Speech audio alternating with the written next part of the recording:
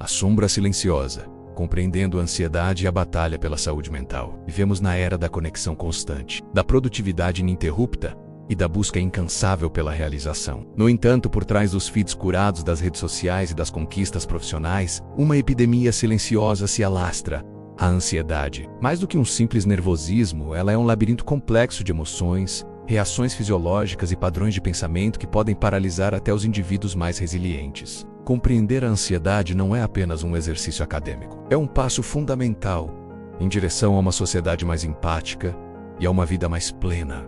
O que realmente é a ansiedade? Para além do ficar nervoso, a ansiedade, em sua essência, é um mecanismo de sobrevivência. É um sistema de alarme biológico que nossos ancestrais herdaram, projetado para nos manter vivos em face de perigos iminentes, como um predador. Esse sistema, conhecido como luta ou fuga, libera uma cascata de hormônios, como a adrenalina e o cortisol, que preparam o corpo para a ação.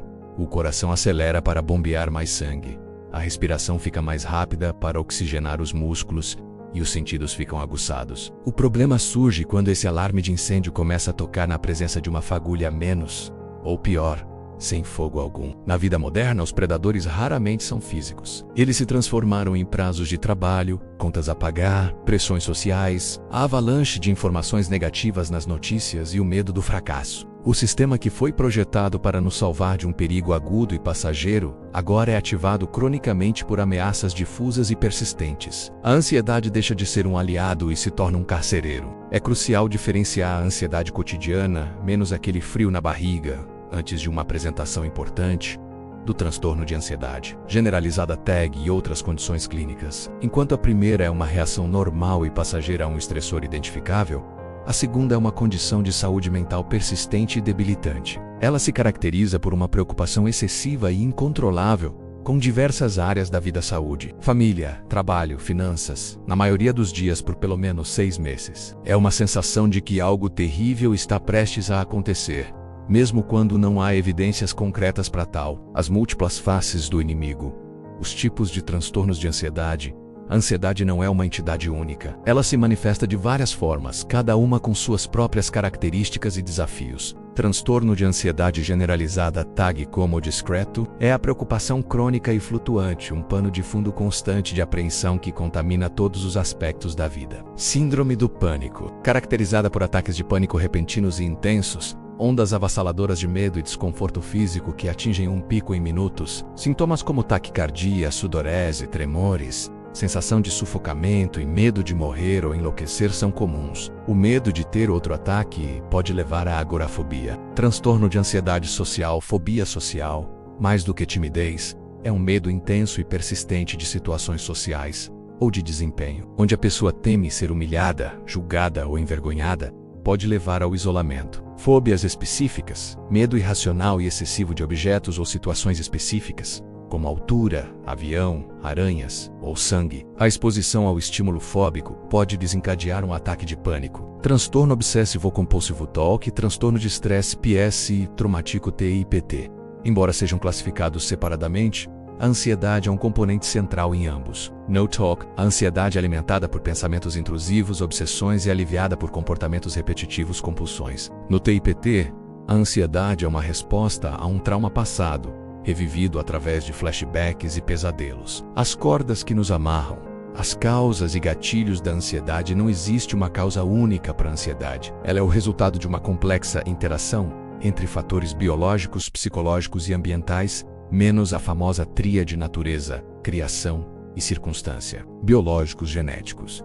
Há uma predisposição hereditária. Pessoas com familiares de primeiro grau com transtornos de ansiedade têm maior probabilidade de desenvolvê-los. Desequilíbrios em neurotransmissores como a serotonina, noradrenalina e GABA também desempenham um papel crucial. Psicológicos. Traumas na infância, como negligência, abuso ou bullying, podem moldar um sistema nervoso hipervigilante. Padrões de pensamento disfuncionais como catastrofização, tudo vai dar errado, pensamento tudo ou nada, e personalidade mais perfeccionista também contribuem. Ambientais, sociais. O estilo de vida moderno é um terreno fértil para a ansiedade. A cultura da pressão por sucesso, a comparação social exacerbada pelas redes sociais, a instabilidade econômica, o excesso de informação muitas vezes negativa e a solidão são combustíveis poderosos. Eventos de vida estressantes como luto, divórcio ou perda de emprego são gatilhos comuns. O preço do alerta constante, o impacto na saúde física e mental, viver em estado constante de luta ou fuga, tem um custo devastador para o organismo. A ansiedade crônica não é uma doença apenas da mente. É uma doença do corpo. Sistema cardiovascular,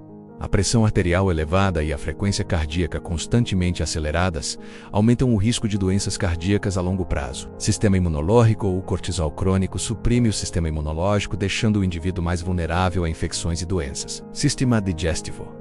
A ansiedade é uma das principais causas de problemas como síndrome do intestino irritável, indigestão, náuseas e diarreia. O eixo cérebro-intestino é uma via de mão dupla. Sistema nervoso, fadiga crônica, dores de cabeça tensionais, tensão muscular e distúrbios do sono, insônia ou sono não reparador são companheiros frequentes da ansiedade. Saúde mental.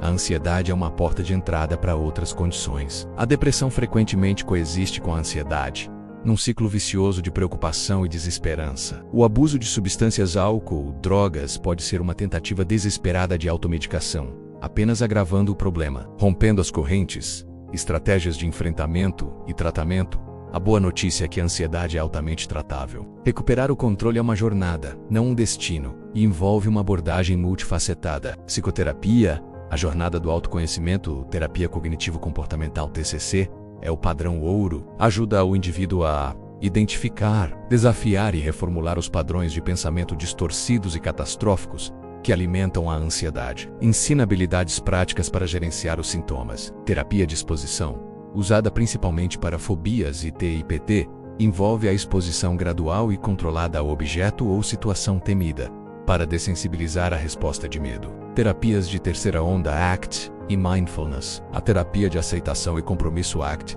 ensina a aceitar pensamentos e sentimentos difíceis sem lutar contra eles, focando em ações alinhadas com os valores pessoais. A Mindfulness, a atenção plena, treina o cérebro a focar no momento presente, reduzindo a ruminação sobre o passado ou o futuro. Intervenções farmacológicas.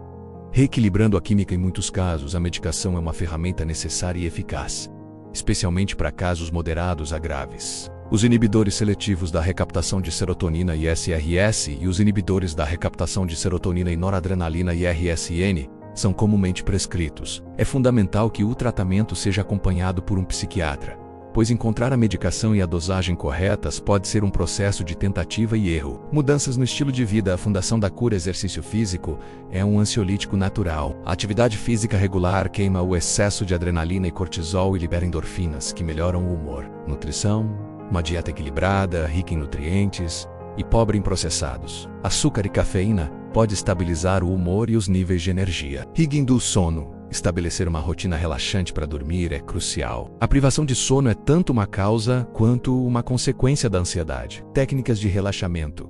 Respiração diafragmática, meditação guiada, yoga e relaxamento muscular progressivo são ferramentas poderosas para acalmar o sistema nervoso quando a ansiedade começa a subir. Desmistificando e humanizando.